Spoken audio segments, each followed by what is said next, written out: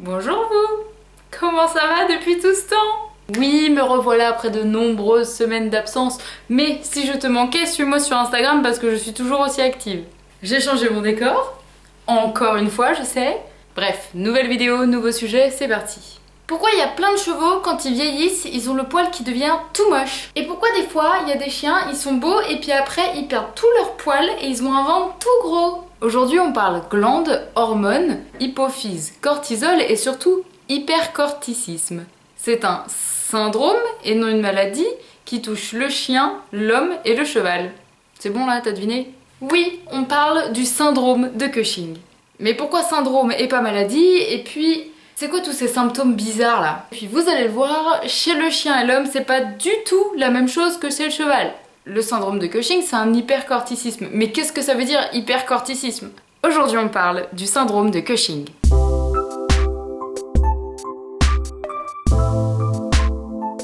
Avant de parler du syndrome lui-même, on va parler hormones et plus précisément glandes. Il y a plusieurs organes dans le corps qu'on appelle glandes, comme les glandes salivaires, les glandes surrénales, mais aussi le foie, le pancréas, l'hypophyse, la thyroïde, et j'en passe, il y en a plein. Une glande, c'est un organe qui a pour fonction de produire une sécrétion, c'est-à-dire de sécréter quelque chose, de produire une substance. En fonction de la sécrétion et de là où elle est déversée, on distingue deux types de glandes, endocrines et exocrines. Ne commence pas à paniquer, je vais t'expliquer tout ça. Si la glande déverse sa sécrétion via un canal excréteur dans le milieu extérieur, alors on dit qu'elle est exocrine. Alors attention, je vois l'incompréhension venir. Je ne parle pas du milieu extérieur qui est autour de nous, mais du milieu extérieur qui est dans ton corps. Oui, il y a du milieu extérieur dans ton corps. En gros, le milieu extérieur qui est à l'intérieur de toi, c'est tout ce qui est en contact direct avec l'extérieur. Du coup, c'est du milieu extérieur à l'intérieur. Deux exemples ultra simples. Le premier, c'est tes poumons. L'air qu'il y a dans tes poumons, elle vient bien de l'extérieur. Donc l'intérieur des poumons communique directement avec l'extérieur via le nez ou la bouche. Ensuite, ton tube digestif. Ce qui est à l'intérieur, ça vient bien de l'extérieur.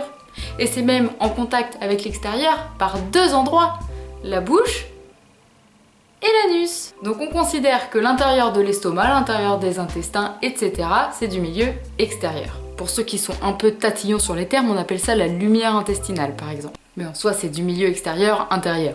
Je sens qu'avec cette vidéo, je vais pas me faire des copains scientifiques. Du coup, une glande qui sécrète quelque chose dans tes intestins, dans ton estomac, dans ton tube digestif sera considérée comme une glande exocrine. C'est notamment le cas du foie ou du pancréas qui sécrètent plein d'enzymes digestifs dans tes intestins pour digérer tous les bonbons d'Halloween dont tu viens de t'empiffrer. Je sais que t'as tout mangé, hein, arrête, on est confiné, je vois pas comment t'as pu les distribuer en fait. Bon! A contrario, une glande qui sécrète sa sécrétion à l'intérieur du corps, donc dans le sang par exemple, est dite glande endocrine. La thyroïde est une glande endocrine, l'hypophyse et les glandes surrénales sont des glandes endocrines. Exo, extérieur, endo, intérieur. Ça se tient. Les glandes endocrines et les substances qu'elles produisent constituent ensemble le système endocrinien. Ça te parle? Le mot hormone peut-être? Les glandes endocrines produisent les hormones. Alors petite subtilité, parce qu'évidemment rien n'est aussi simple. Il existe des organes, notamment le foie et le pancréas dont je te parlais tout à l'heure, qui sont et endocrines et exocrines. Dans ce cas-là, on appelle ça des glandes mixtes.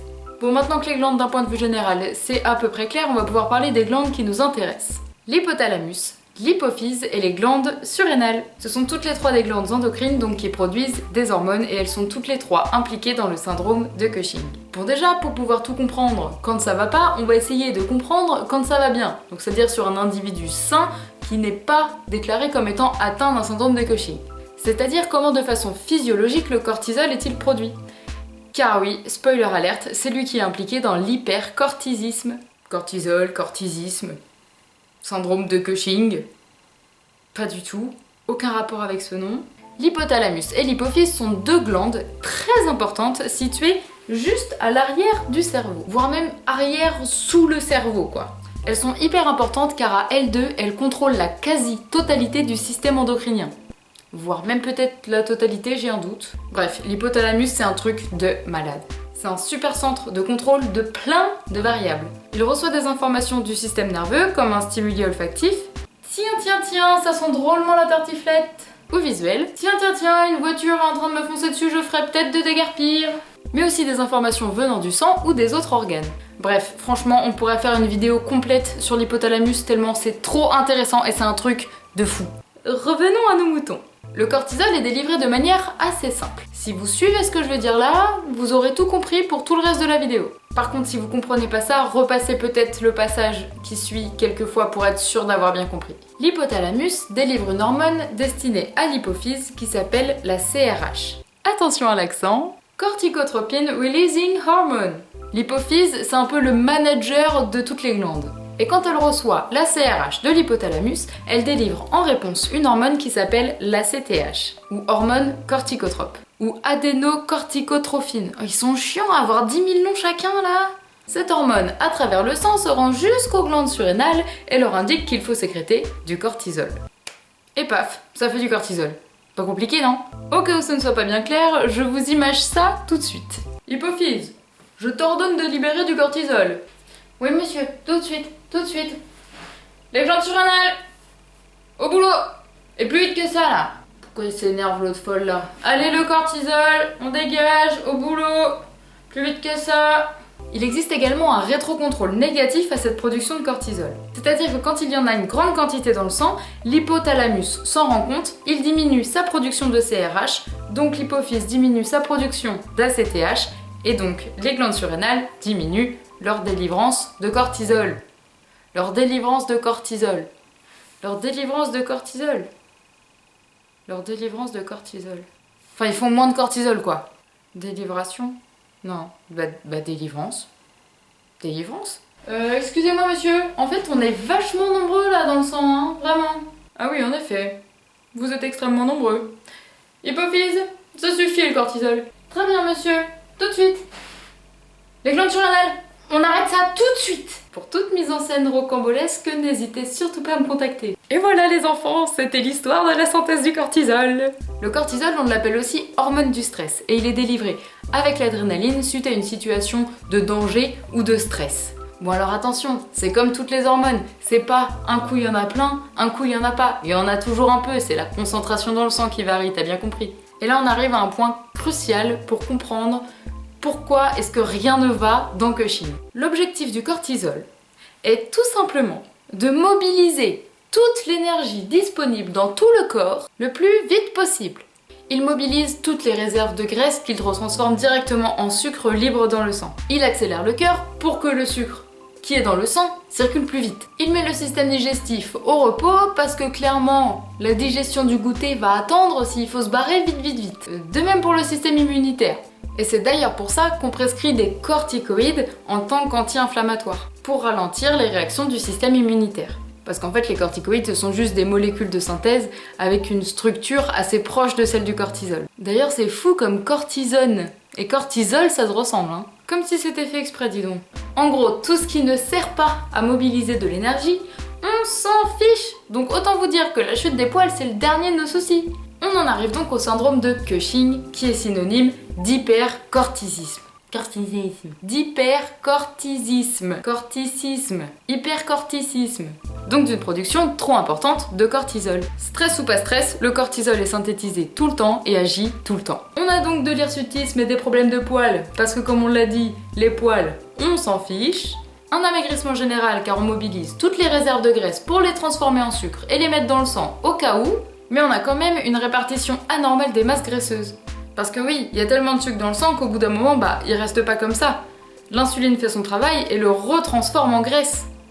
Et donc il se stocke dans des endroits un peu aléatoires, comme au-dessus des yeux, au-dessus de l'encolure.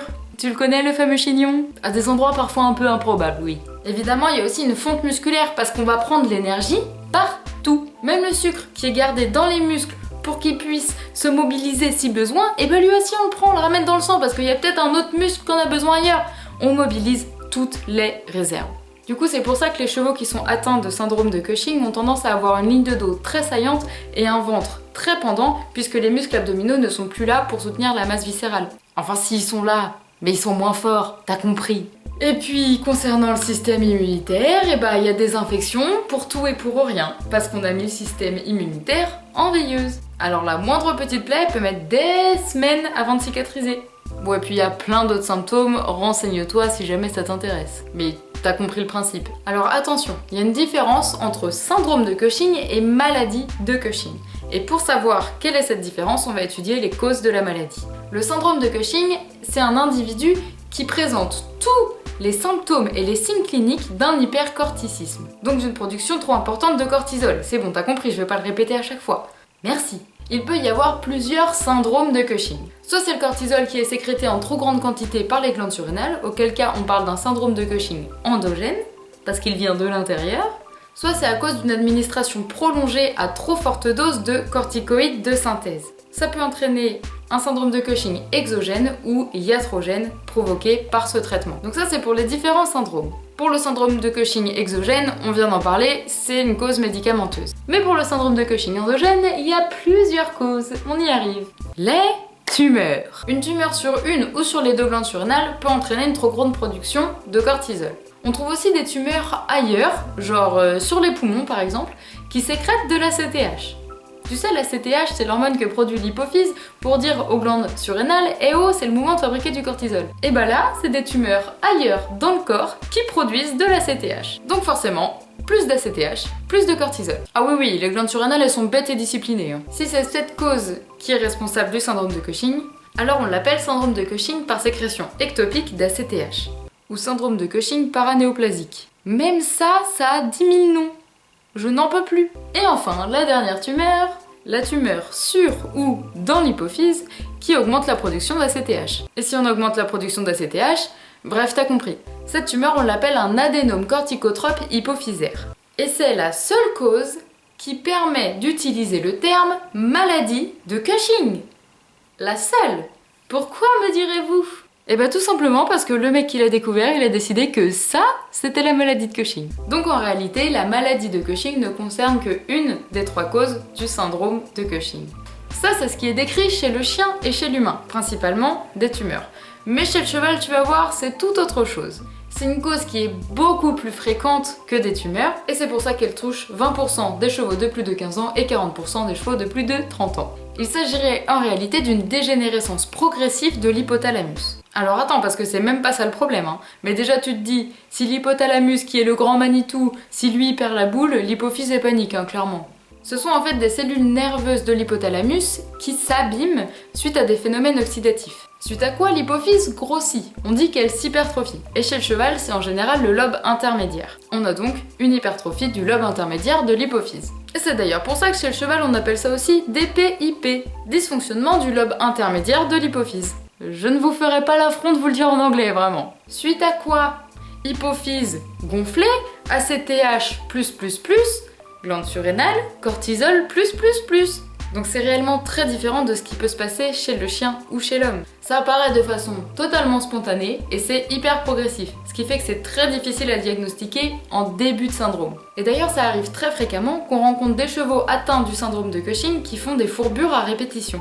Pourquoi? Parce que le cortisol, il prend le sucre partout, et même dans les lamelles du pied qui permettent de retenir la troisième phalange. Plus de sucre, les lamelles ne sont plus suffisamment assez solides, et paf, ça fait une fourbure. En ce qui concerne le pronostic, chez le chien, c'est un peu tout ou rien. Si on est sur une tumeur surrénale qui est prise à temps et enlevée chirurgicalement, il y a de grandes chances de rémission totale comme si de rien n'était. Par contre, si la tumeur a commencé à se métastaser un peu partout, là c'est plutôt mal engagé. En ce qui concerne l'hypophyse, que ce soit la tumeur chez le chien ou l'hypertrophie chez le cheval, c'est souvent le traitement à vie. Le traitement il consiste à faire ingérer, donc par voie orale, un petit médicament au cheval, et en fait la molécule contenue dans ce médicament, elle permet de réguler la production d'ACTH. Donc si la production d'ACTH est régulée, la production de cortisol aussi. Donc il permet pas de guérir, mais au moins l'animal peut espérer vivre encore de nombreuses années auprès de son cher propriétaire.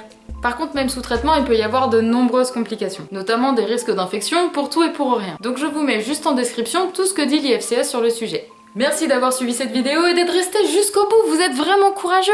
Si tu as appris des choses, tu peux liker cette vidéo, n'hésite pas à la partager et à me dire en commentaire le sujet que tu aimerais bien que j'aborde la prochaine fois. On se retrouve bientôt sur Facebook, YouTube ou Instagram. Prends soin de toi, prends soin d'eux et je te dis à bientôt!